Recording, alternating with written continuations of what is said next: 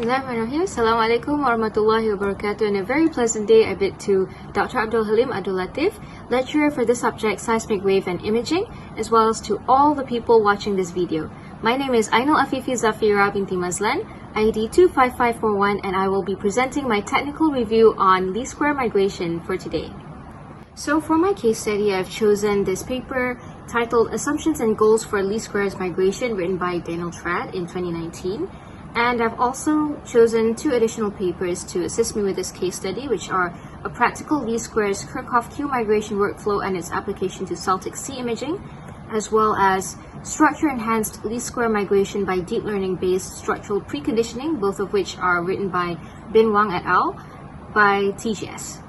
So for my key deliverables and main content for today, I will first start with the introduction and moving on to the problem statement and objectives of this case study, methodology, main content of least square migration method, and finally the conclusions and recommendations. First of all, what is least squares migration?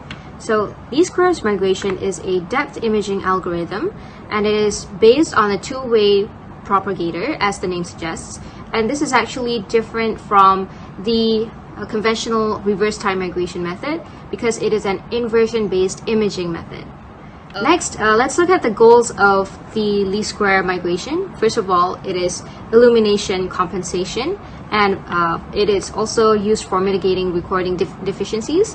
Thirdly, it is used to enhance resolution, and finally, the main objective for least square migration is to improve the reflectivity image.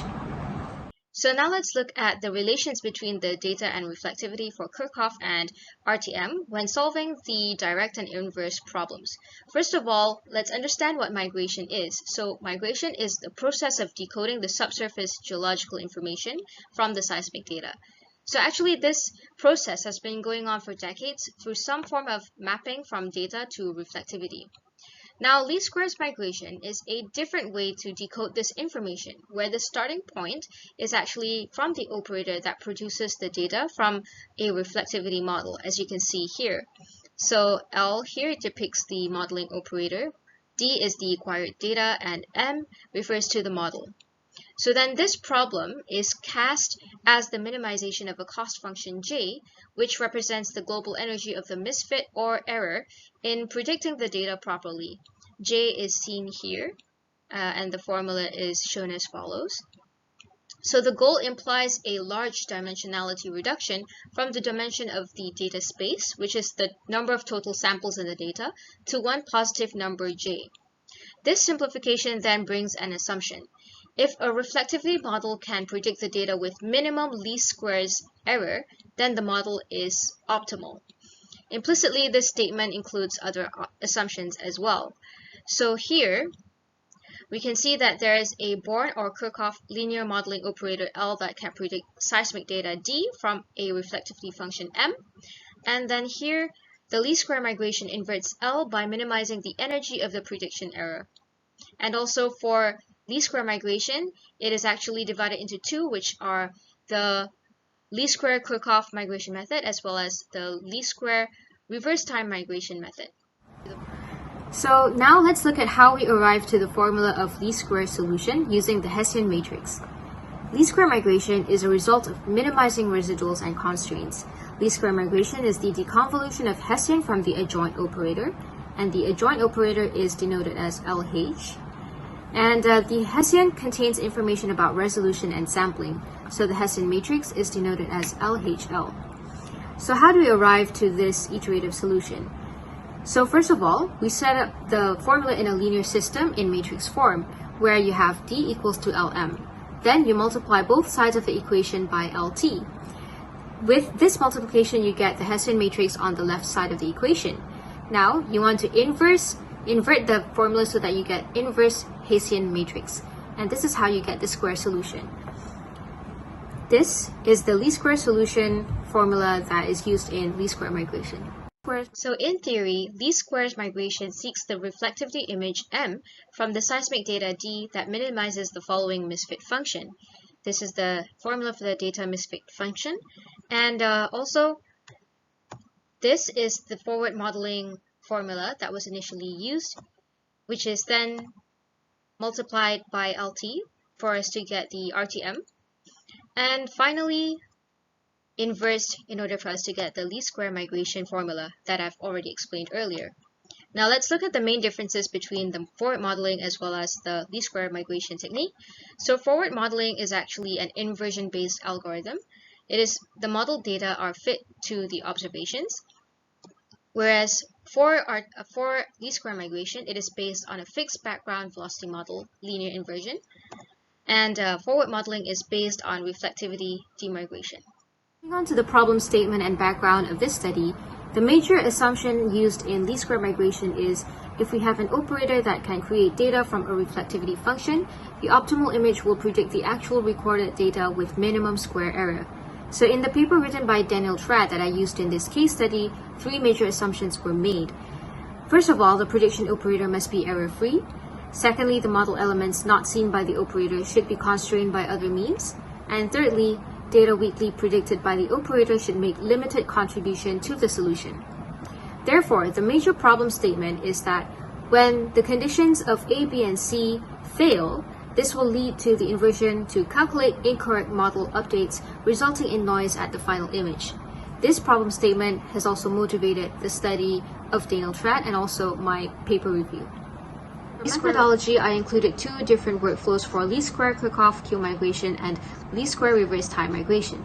So least square Kirchhoff queue migration is usually used for anti-aliasing because the raw demigrated data usually shows many aliased signals.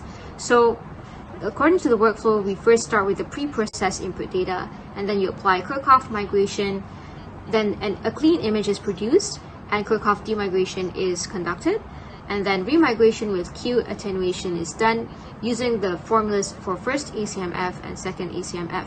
Now the Kirchhoff demigration approach is implemented in the common shot or common CDP domain with a repeated use of travel time tables.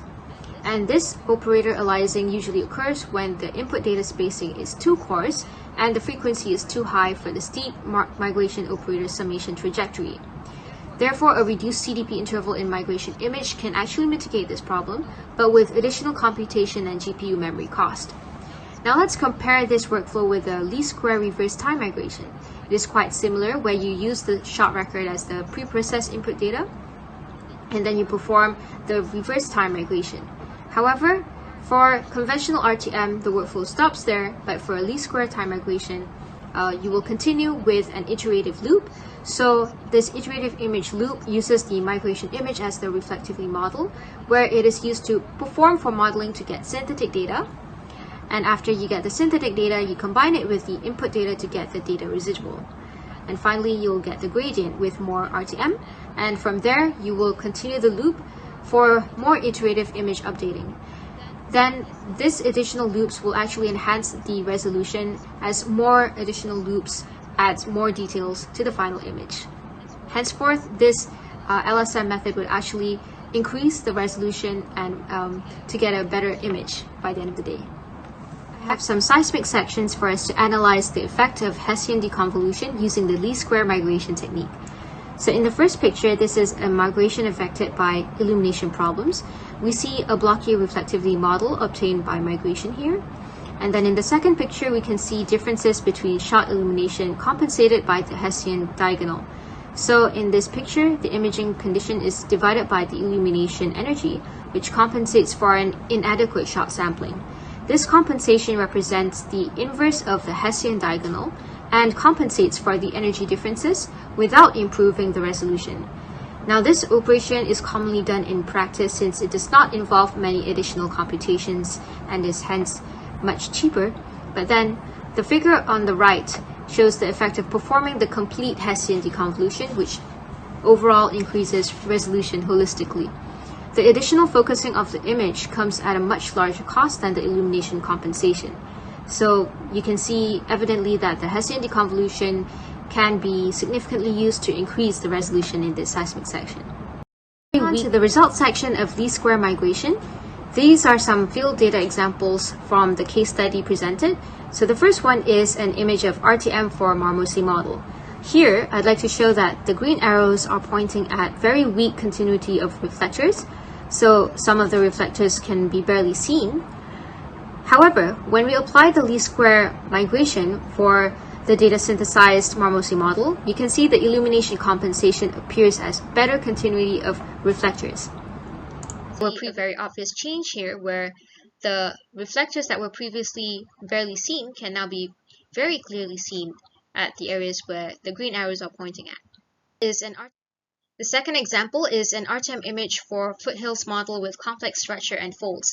In the deeper section, we can see some weak reflectors, whereas in the shallower region, there is some background noise. However, when we apply the least square RTM, we're able to actually remove the background noise while preserving the amplitudes and enhancing the continuity of the reflectors at the deeper section at the same time.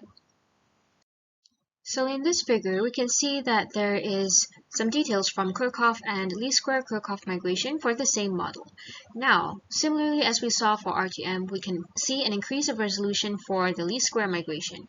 So here, both images migration and least square migration have deficiencies because of the difficulties for travel time tables to exactly reproduce travel times and amplitudes obtained by finite difference modeling. Nonetheless, the least square migration algorithm has managed to focus the reflectors much better. So, using Kirchhoff operator for finite difference data is the best way to avoid the so-called inverse crime pitfall. And for the least square Kirchhoff depth migration for this foothill models, you can see a much better defined reflector at the areas where the red arrows are pointing. Strengths and limitations of least square migration. First of all, it can overcome limitations of conventional depth migration. It can also overcome limited image wave number content, biased illumination under complex geology and artifacts due to acquisition limitations, and overall, it can also recover the reflectivity for desired amplitudes and resolutions. By estimating the reflectivity model by finding the best least square fit of the model data to the observed data using gradient-based iterative methods. However, migration noise due to the velocity errors and multiple scattering energy related to strong contrasts in the velocity model can be erroneously enhanced as well, and that is one of the limitations of the least square migration method. So, not all complex features present in the field data can be matched with only a linearized Born modeling operator. Without any constraints on the inversion gradient, the noise content will also increase with the iterations. Therefore, regularization or preconditioning can be applied at each least squares iteration to suppress the migration artifacts, speed up convergency, and improve the inversion efficiency. Let's move on to the advancements of least square migration method. So, based on the second paper that I referred to, which is the structure-enhanced least squares migration by deep learning-based structural preconditioning, written by Bin Wang et al., they actually proposed to use convolutional neural networks, CNNs, to automatically detect faults on the migration image first, and then to use the picked fault information as an additional constraint for preconditioning during least squares migration. And with proper training, the 3D predictive model can learn to detect true fault features and avoid erroneous picks of swing noise on the validation dataset. So, in their study, they used an offshore Brazil field data example in the Santos Basin to demonstrate their final least square migration images that enhance fault features. For example, in this image, you can see the input image for prediction before applying their CNN, and then the fault likelihood prediction using the pre-trained model, and finally, the final model where on the real data, the final trained model also performs better than the pre-trained model in avoiding false picks on the migration noise. So I think this is a very good enhancement and innovation in least square migration, which can be further looked into in the future for further studies.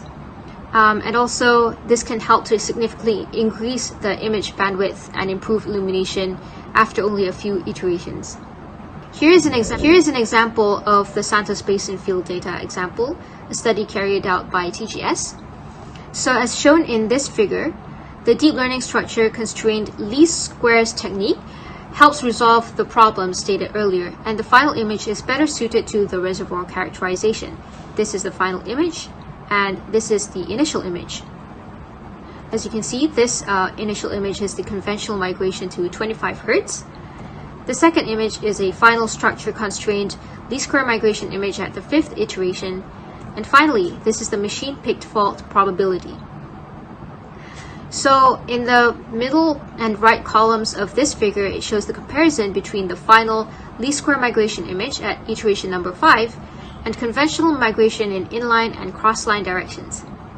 So this shows that with automatic machine-picked fault probability in this figure, it imposed smooth weighting during structure-oriented smoothing, and the final result will show all the benefits of conventional least square migration without boosting overfitting noise. If you compare this with conventional smoothing preconditioning, the least square migration results in higher lateral resolution and clearer, sharper dipping fault planes in the sediment layer. And this can also be enhanced with more automation and CNN methods as well, which is a part of the future technology of LSM.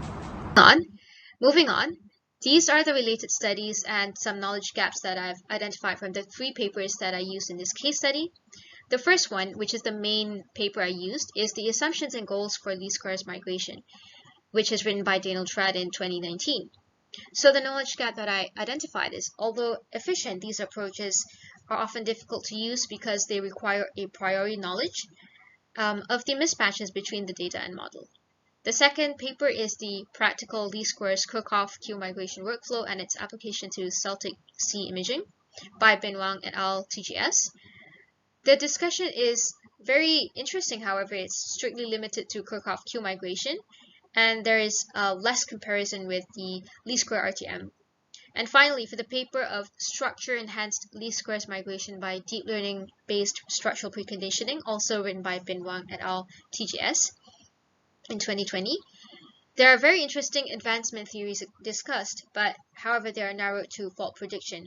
I feel like there should be deeper analysis on other structural features that can be integrated as well. For example, other features that may not be just related to the faults. Finally, let's conclude my whole presentation. Some major key takeaways from my presentation is, first of all, this least square migration technique is a 3D inversion image domain broadband solution capable of broadening the low frequency, thus suppressing the side lobes. Second of all, 3D display effects increase the resolution at sharp boundary, improves lateral resolution for fault definition, and suppresses the migration artifacts. Thirdly, least square migration method is an advancement towards true amplitude imaging and enhanced 4D seismic imaging in future, which is a very good step. And finally, least square migration requires good source wavelet estimation and accurate velocity model. Personally, I'd like to recommend an in-depth study on advanced automation on least square migration using deep learning and artificial intelligence, because I feel that this is a good area for us to work on in order for better enhanced seismic processing and enhanced resolution as a whole. My presentation, these are the references that I've used in my study. And thank you so much, Dr. Abdul, for evaluating my presentation, and thank you so much to everyone watching. I hope that this presentation has benefited you as much as it has benefited me. Thank you so much. Assalamualaikum warahmatullahi wabarakatuh, and have a nice day.